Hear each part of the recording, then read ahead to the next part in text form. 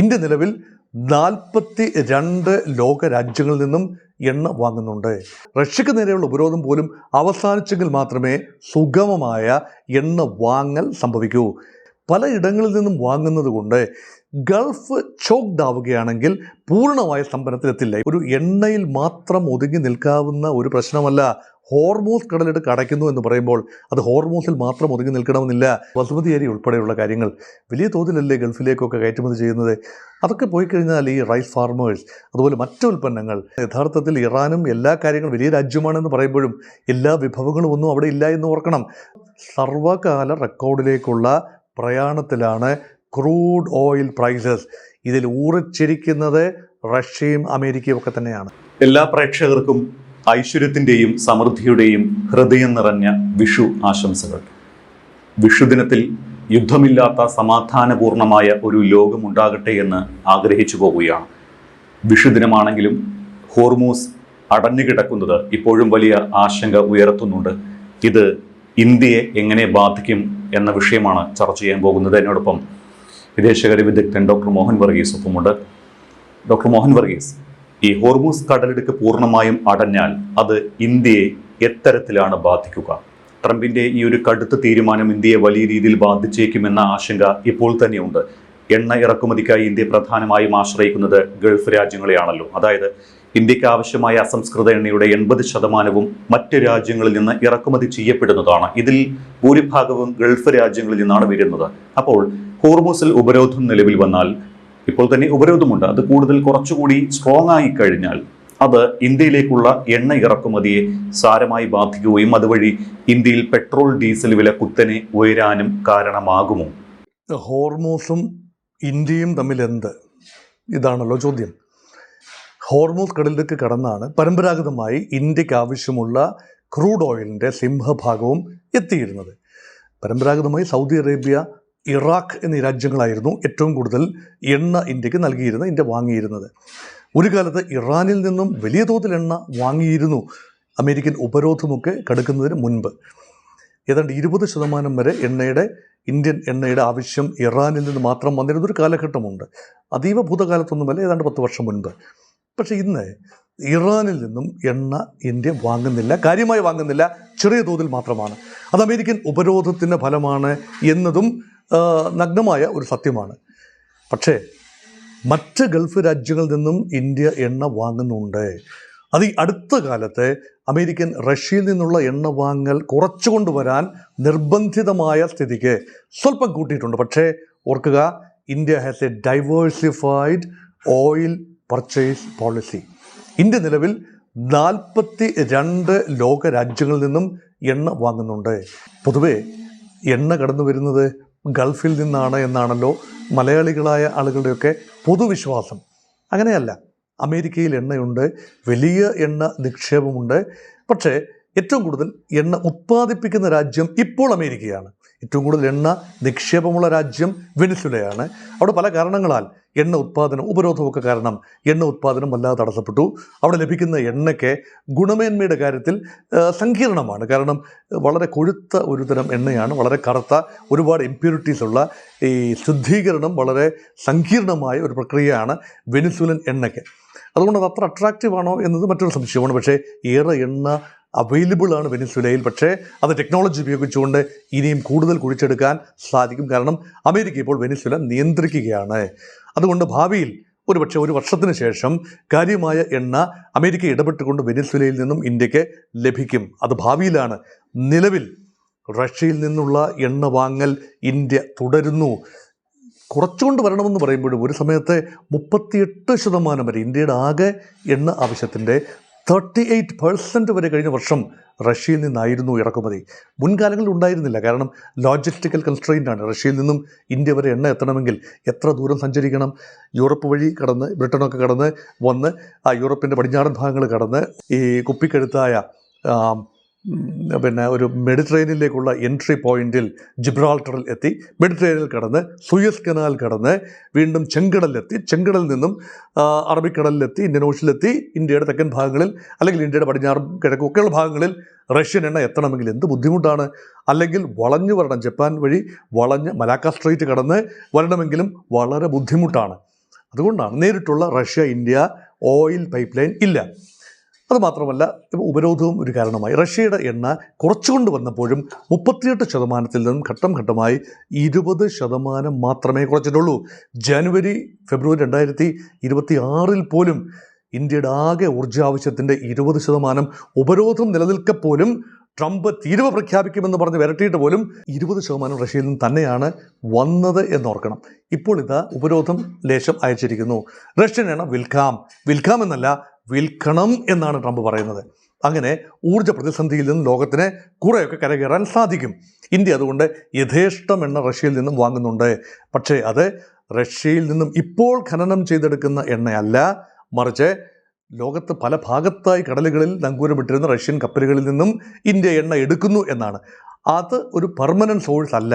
അതുകൊണ്ട് റഷ്യക്ക് നേരെയുള്ള ഉപരോധം പോലും അവസാനിച്ചെങ്കിൽ മാത്രമേ സുഗമമായ എണ്ണ വാങ്ങൽ സംഭവിക്കൂ. നൈജീരിയയിൽ നിന്ന് ഇന്ത്യ എണ്ണ വാങ്ങുന്നുണ്ട്.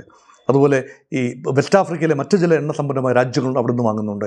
അതുപോലെ അങ്കോളയിൽ നിന്ന് വാങ്ങുന്നുണ്ട്. പല ഇടങ്ങളിൽ നിന്നും എണ്ണ വാങ്ങാൻ എവിടെ നിന്നെല്ലാം സാധിക്കുമോ, ബ്രൂണായിൽ നിന്ന് എണ്ണ വാങ്ങാൻ സാധിക്കും. എണ്ണ സമ്പന്നമായ ഈ രാജ്യം സൗത്ത് ഈസ്റ്റ് ഏഷ്യൻ രാജ്യമാണ്. പല ഇടങ്ങളിൽ നിന്നും വാങ്ങുന്നത് കൊണ്ട് ഗൾഫ് ചോക്ഡ് ആവുകയാണെങ്കിൽ പൂർണ്ണമായ സ്തംഭനത്തിലെത്തില്ല. ഇപ്പോൾ യുദ്ധം തുടങ്ങുന്നതിന് മുൻപ് ഇന്ത്യയുടെ എണ്ണ ആവശ്യത്തിന് ഏതാണ്ട് 40% വന്നിരുന്നത് ഗൾഫ് മേഖലയിൽ നിന്നാണ്.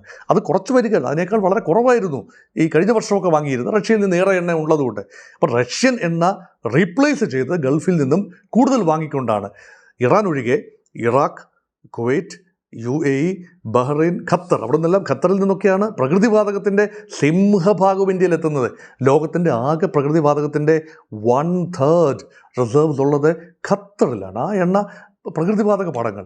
അപ്പോൾ ഇതൊക്കെ ഇന്ത്യയെ സംബന്ധിച്ചിടത്തോളം വലിയ ഊർജ പ്രതിസന്ധി തന്നെയാണ് സൃഷ്ടിക്കുന്നത്.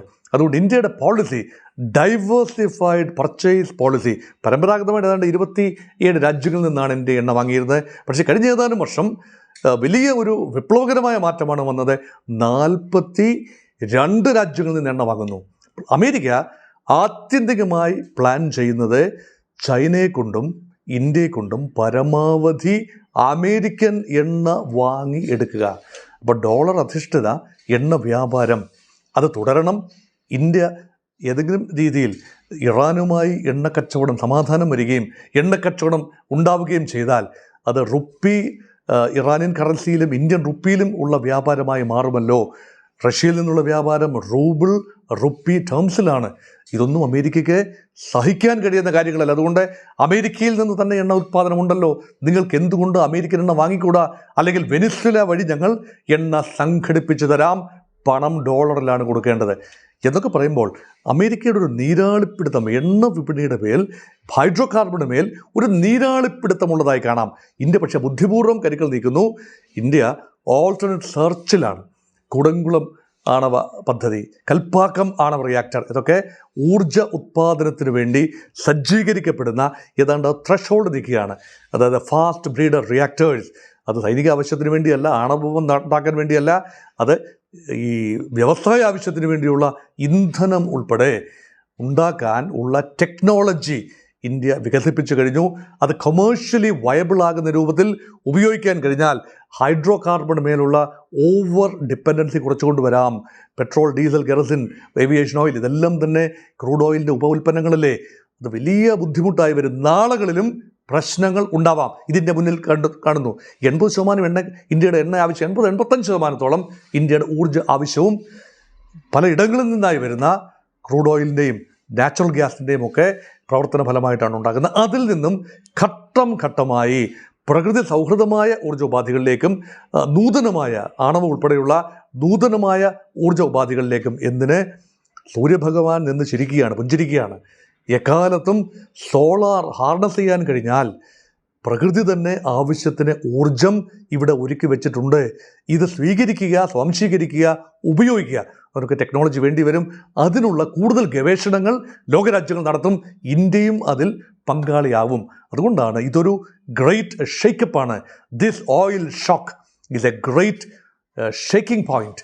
അതുകൊണ്ട് പുതിയ ഊർജ ഉപാധികൾക്ക് വേണ്ടിയുള്ള അന്വേഷണം കൂടി സമാന്തരമായി നടത്താനുള്ള സമയമായി എന്ന് ഊർജ ഡെഫിസിറ്റായ, എനർജി സെക്യൂരിറ്റി കുറവുള്ള ഇന്ത്യയും ചൈനയും ശ്രമിച്ചാൽ അത് പുതിയൊരു ലോകക്രമത്തിൻ്റെ ഉദയം തന്നെയാവും എന്ന് നിരീക്ഷിക്കാം.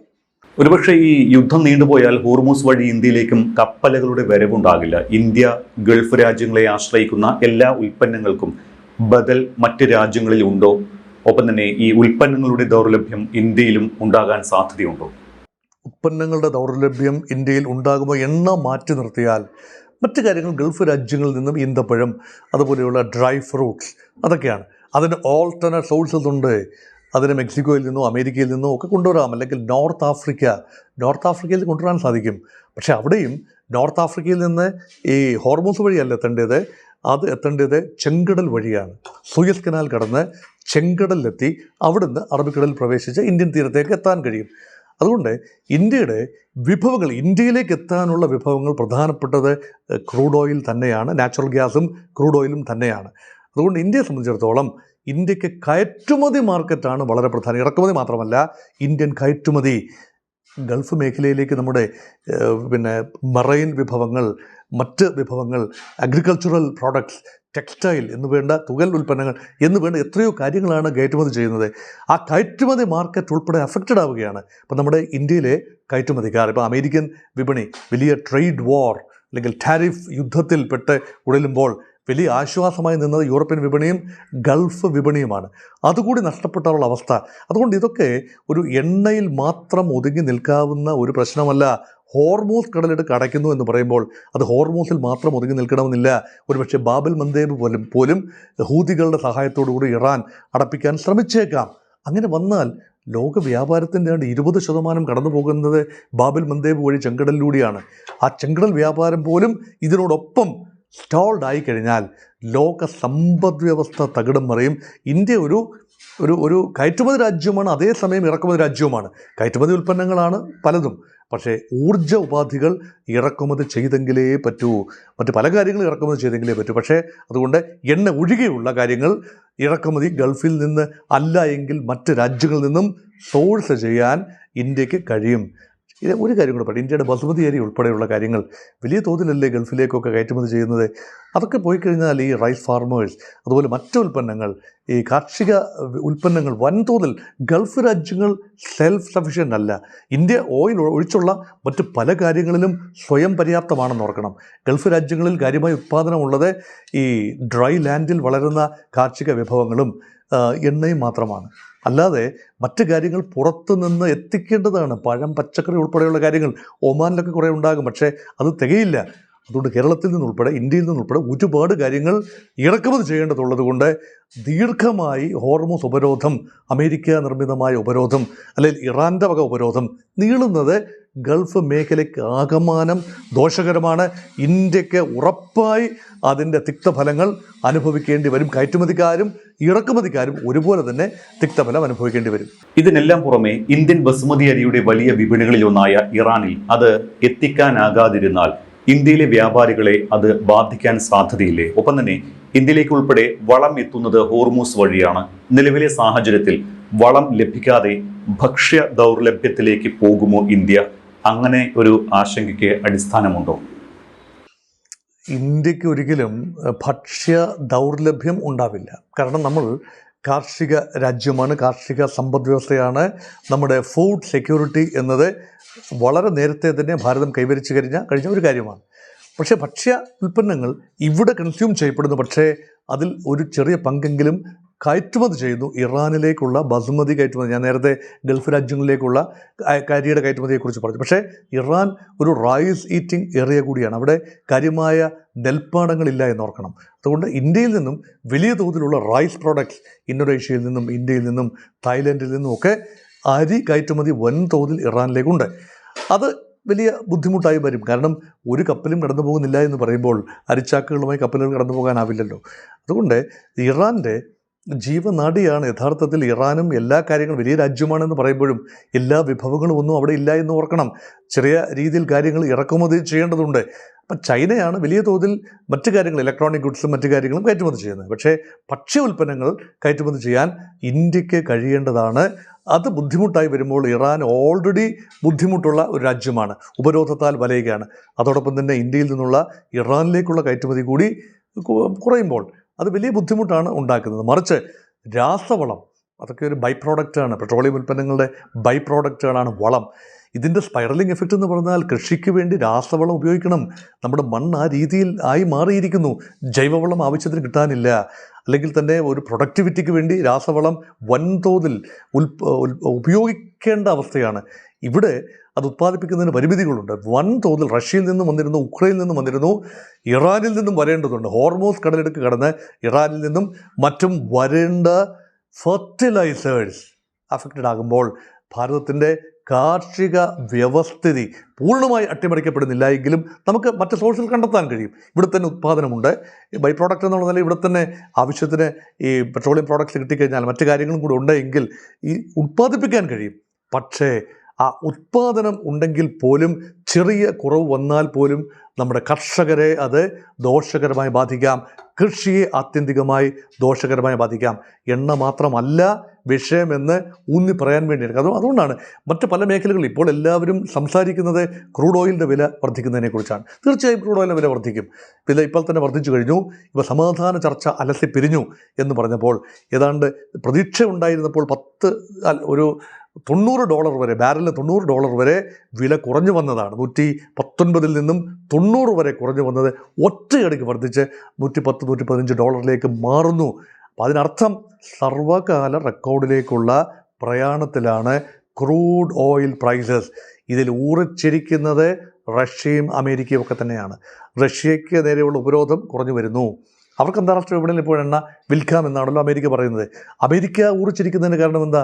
അമേരിക്കയ്ക്ക് ഈ ബുദ്ധിമുട്ടുകളൊന്നുമില്ലാതെ തന്നെ എണ്ണ ഉത്പാദനം കൂട്ടുകയും അവർക്ക് ഷെയിൽ ഓയിലുണ്ട്, അതുപോലെ തന്നെ ക്രൂഡ് ഓയിലുണ്ട്, എല്ലാമുണ്ട്.